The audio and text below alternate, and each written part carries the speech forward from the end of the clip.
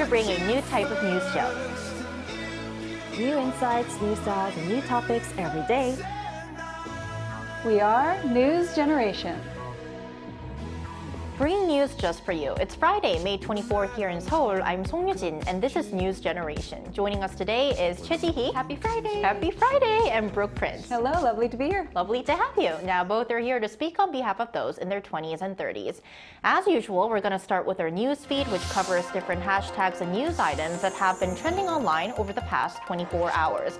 Let's start with the latest in tech. Samsung Electronics is set to unveil its AI-equipped Galaxy Z Fold 6 and Galaxy Z Flip 6 models, along with its first smart ring, the Galaxy Ring, in July. Citing industry insiders, local media reported on Thursday that these new models will be introduced at the company's Galaxy Z Series Unpack event on July 10th in Paris.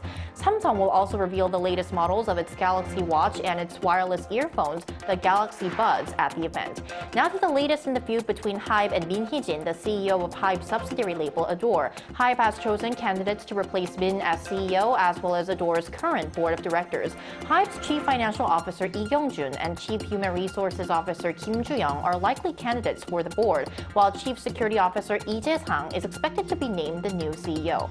Hybe says the CEO position has yet to be decided, though, and that the roles of the three candidates will be disclosed once finalized. Now finally, Korean comedian turned DJ Yoon Sung-ho, known for performing while being dressed as a monk and incorporating Buddhist mantras in his performance, has been asked to exclude religious elements from his upcoming performance in Singapore next month. The nightclub hosting the event announced on Thursday that Yoon's performance will proceed without monk's robes, religious instruments, or music related to Buddhist chants. Now this decision follows a statement made on Facebook by Singapore's Minister for Home Affairs on Wednesday, warning that local police would take action if Yoon's performance included elements deemed offensive to the Buddhist community and unacceptable. The country's Buddhist Federation also urged authorities to ban the performance, arguing that Yoon, not being an ordained monk, should not wear monk's robes on stage. Now, here in the country, Yoon has gained many young followers and has been welcomed by Korea's Choge Order, the largest Buddhist sector in the country, for making Buddhism more accessible to the younger generation. However, his performances have also drawn criticism from Buddhist groups and political figures, for example, in Malaysia, where he performed earlier this month as hurting the feelings of the Buddhist community. So here in the studio, I want to ask you guys, this has been a really controversial issue over the past few weeks. Where do you stand on this controversy? Well, on the one hand, I understand why some people support him because apparently he has inspired a lot of young followers to get more interested in the religion, which I think is always a good thing. But on the other hand, speaking as someone of Jewish faith, I've certainly experienced discrimination. I've experienced some offensive comments. So I would hate to, invalidate anyone's feelings if they feel offended. But at the same time, I do think that his intentions are pure. So as long as he keeps an open mind and an open heart and listens to what people have to say, listens to their feelings, then maybe he can make adjustments as necessary in whatever countries he goes to, just to make sure that everyone feels comfortable. Right. I think making adjustments and communicating with other countries or those in religious Buddhist communities abroad is really important, because he is and he has plans to perform in countries besides Korea. And I think you mentioned a very good point. Yoon didn't do these performances out of bad intentions, and like performing Buddhist songs related to Buddhist mantras and also being dressed up as a monk, that really didn't go against the religious doctrines. So I think, he didn't have bad intentions. Now, what are your thoughts on this, Ji-hee? Well, adding on to what Brooke has just said, I think Yoon, well, by the way, he's also known as NewJeansNim, meaning monk in Korean, should be really welcomed with open arms, as he's using religion to engage with more young people. And I think he's helped revive the popularity of religion among young Koreans. Definitely. It's a traditional religion, and he's made it more approachable. And the Buddhist mantras that he uses in his performances, such as "This too shall pass," "We will overcome," mixed with beats of EDM, definitely make his show more motivational and full of positive energy. And it all comes down to freedom of expression and religion. And I think as long as he doesn't cross the line online, Right, that's offend important. others or other religions or this religion itself, I think he should be respected for what he's doing. Right. Keeping the line is always important. And I think that we could see like more positive changes of the younger generation being more friendlier to Buddhism or other religions if we get to see these movements. And that was our news feed for this Friday. So we're now going to move on to our main discussion of the day, and today we're going to talk about culture. So if you're someone who enjoys visiting art galleries and museums in your free time, you're in for a treat for today's episode. Now, for art enthusiasts, art fairs are actually regarded as the highlight of the season. These events serve as trade shows, offering visitors the opportunity to not only see works by a range of artists and maybe even buy something of their own. So we've actually had some of Korea's biggest art fairs happening recently in the country, which is one of the reasons why we chose to discuss this topic today. That's right. So we're seeing a growing number of art fairs in the country. And especially back in 2022, South Korea's art market saw a surge in activity with the introduction of free sole, which I will talk about a little bit more later. And in the first half of this year, 2024, numerous art fairs were organized, such as the Korea Galleries Art Fair and the Busan Annual Market of Art, as well as Daegu International Art Fair and Art Busan, and many more. And by 2022, the country hosted a total of 72 art fairs, with 19,000 artists participating and over 1 million attendees coming to these shows as well. And approximately 30% of the art market's economic scale is attributed to art fairs, excluding free sole, though, because it does not disclose its transaction volume. And the prevailing themes driving the performance of these art fairs are young and emerging, contributing to a positive trend in transaction volume. Although the market overall seems to be cooling down a little bit, while major homegrown fairs did not achieve record-breaking results, the overall transaction volume, however, was positively influenced by emerging young artists, as well as a growing number of young collectors. Right, so we're definitely seeing the art market becoming young in terms of both producers of art and also consumers of art. Now, Brooke, would you like to add on something too? Yes, so although Jihee mentioned that the art market has been a little sluggish, there have been concerns that it's been slowing down, the art fair season has been very successful so far. The Seoul auction announced that the total winning bids across 16 months reached 10 billion won. That's about $7.3 million, a pretty huge number. And then the Galleries Art Fair, which opened from April 3rd to April 7th in COEX here in Seoul, it also attracted a whopping 58,000 visitors. And then I also want to introduce Art ONO, which stands for One and Only. And their goal, as you can guess from that name, is they wanted to really shake things up. They wanted to make a splash in the art scene. And the reason why they wanted to do that is because they noticed that most art fairs really showcased more established artists, but their goal was to highlight the work of, like we've been mentioning, young and emerging artists. That's kind of our key words for today. That's what they really wanted people to see more of. And so I think we're seeing a lot of buzz around art fairs in general. So despite those concerns about a cooling market, I think we're seeing a lot of signs that it's being revitalized. Right. So definitely we just talked about some major art fairs that took place here in the country and like the growing interest of young and emerging artists as well as consumers in art. So here in the studio, I want to ask you guys, as you're also part of this young and emerging generation, Millennials and Gen Zs, are you also enjoying art? Is this something that you would like to do in your spare time or free time? Oh, definitely. I am very passionate about art, and I enjoy expressing myself through various art mediums and colors, such as painting, drawing, and I also like visiting exhibitions as well, as you see in the pictures. Art's been an important part of my life, as I even chose it as one of my IB diploma subjects. Really? Yes, in high school, and held a graduation exhibition. I see. Yeah, I like drawing, and I often tell my close friends that if given the chance to live life again, I would choose to become an artist. Really? Yeah, Wow. although I'm not like like skilled at it or anything. I think you are actually. You could absolutely still do it now. Exactly. So I think I can still pursue art, and it's never too late to live my remaining life as an artist. You can start anytime. Yeah, because there's no restriction of age when it comes to creativity. Right. Yeah, and these days, just like myself, many millennials are also enjoying going to art fairs and galleries. In the past, it didn't seem as accessible, but now with a lot of these small and big galleries and also social media, we could see different artists on social media as well, and I follow many of them too. So because of these more approachable art, I think many young audiences, as well as the general public, is paying more attention to this field. Right.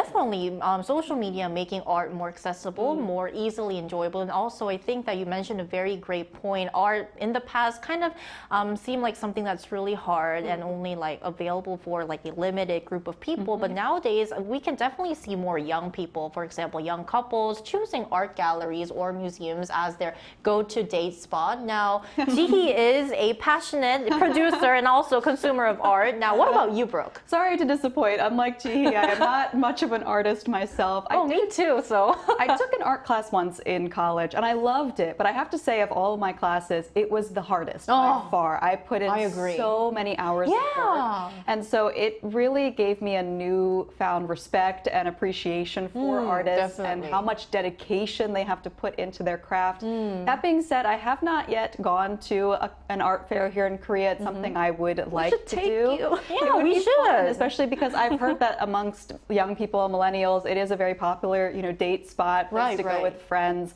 So it's something I would like to do. I would also one day like to have my own collection. My older brother actually has, he started his own collection. He's kind of a millennial who's made an impact on the art scene. He's been funding some art pieces by young and emerging artists. One of them is named Von Wong. He does environmental pieces. And a lot of them have become really viral.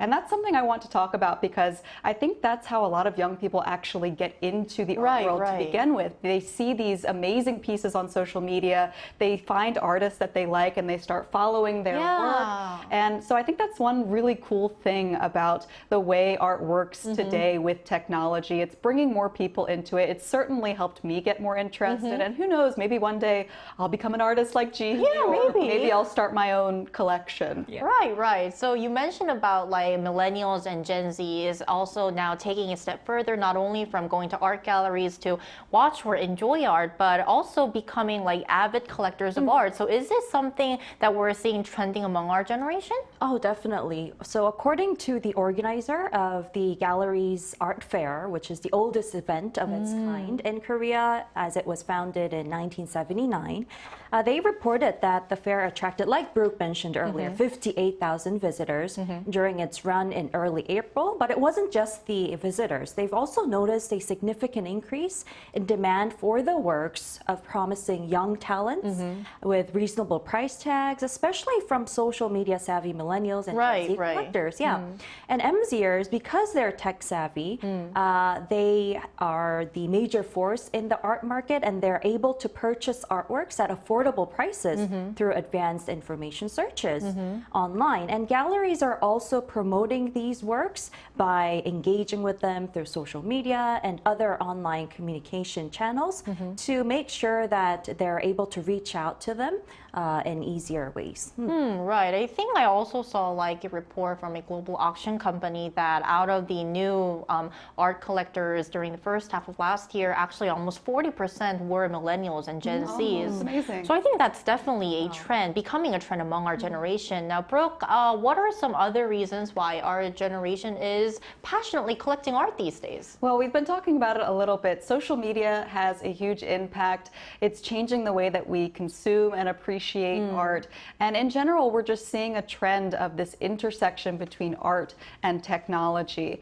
And so whereas before you used to have to go to an auction, you used to have to directly purchase art from a gallery. You don't have to do that anymore. If you are a tech-savvy young young millennial or Gen Zer, you can just easily use a digital marketplace. You can also utilize online platforms to compare price points. Right. Jihee mentioned more affordable art collecting. That's become a trend these days where you can go online, find reasonably priced art for your collection and get started earlier on. So once again, in the past, usually this hobby was seen as kind of a luxury thing. It was seen as something that only the ultra rich could participate in. It's not like that anymore. Yeah. It's much more accessible. You can get your foot in the door at an earlier age, and there are many more avenues to do so, which I think is really exciting. Exactly. Some very great points made by our panelists. So from our discussion, we can see that millennials and Gen Zs are becoming active consumers and also collectors of art. So we also asked our viewers whether they also enjoy going to art galleries or art fairs and why. And here's what 3 of them had to say. So if we look at the comments, James says art fairs and galleries are important and can be indicative of a vibrant society that values heritage and innovation, possibly even an indicator of economic conditions where citizens have access to diverse and creative training opportunities. Rex Alex says, when I have the time, I enjoy going to art fairs and visiting galleries. It's a great way to de-stress and have your mind and creativity stimulated. More importantly, you get to appreciate art more and have a fresh perspective of the world around you. Tasnia says, I love art galleries and fairs because it lets my inner artistic side and my inner child communicate with the art pieces and feel emotions. So some very interesting comments from our viewers on how much they love art and why. And now to delve even deeper into our generation's love for art, we're now going to include an expert to our talks. We'll be right back, so stay tuned.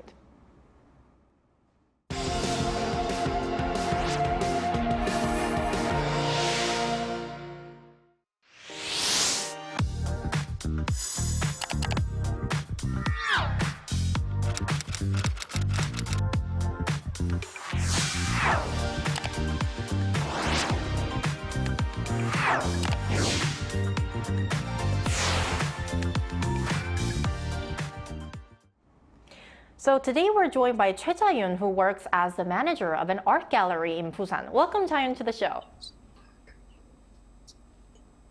Hello, Jae-yoon, can you hear us? I think we're having some audio connection problems, but let's connect to our interview once again. Hi, Jae-yoon, can you hear us well?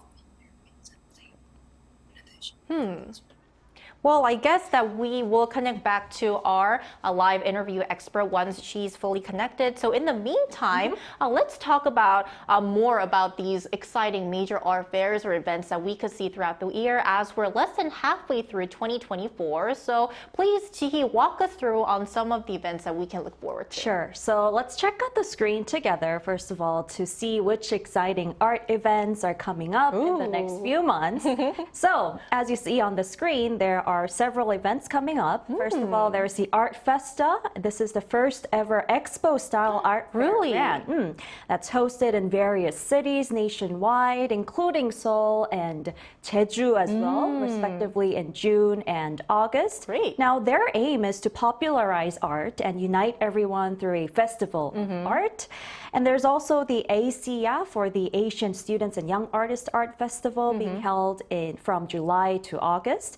Now, this is an Asian art fair for individuals aged 35 and under, as well as those above 36 as well. And the aim of this fair is to discover young artists who are still in university or graduate schools in an Asian country, as well as hidden artists in the older age group. Great. And it will select about 500 artists and display around 1,000 art pieces. And of course, there is KIAF, Korea's first international art fair. The big event for art big lovers. Event. We should probably go to this one. Maybe we should together. I'm looking at this whole list. Let's go to Writing it down. We should. So this has helped Seoul become a vibrant art hub in the global art market. And there's also, last but not least, the Freeze Seoul, as I mentioned earlier. This is an annual contemporary art fair that was first held in 2003, but it also expanded to Seoul back in 2022. I see. So a lot of interesting events that we can expect. Now, Brooke, are there like any additional art fairs, exhibitions that you would like to visit and you would like to recommend to our viewers? Yes, although it's crazy that it's almost halfway through time 2024. flies. It really does fly. There is still plenty of left to see if you are interested in art. Korea is planning a nationwide umbrella festival called the K-Art Festival this fall, and it will combine the schedules of the Gwangju and Busan Biennales, as well as the Kiev Seoul and the Freeze Seoul. So there will be lots of different schedules that you can go to. They're going to promote them all as one campaign, and we've been talking all day today in the studio about how we want to go together to an art fair, especially because I've never been to one. Have you ever been to one before? Well, I've never been to an art fair before. I've been to exhibitions to cover like stories and make news reports, but I don't think that I went to and fully enjoyed like an art fair. So Jihi, we have Ji to count on, who is an artist herself. Definitely. Right. So I hope our viewers who watched today's episode also have a chance to visit art galleries or art fairs that will interest you. That's all we have for today, but we'll be here every day from 9:30 to 10 a.m. Korea time, bringing you more topics young people are talking about. Special thanks today to Choi Ji-hee. Thank you. And Brooke Prince. Thank you so much. And thank you everyone for watching. Have a lovely weekend. We'll see you on Monday. We are News Generation.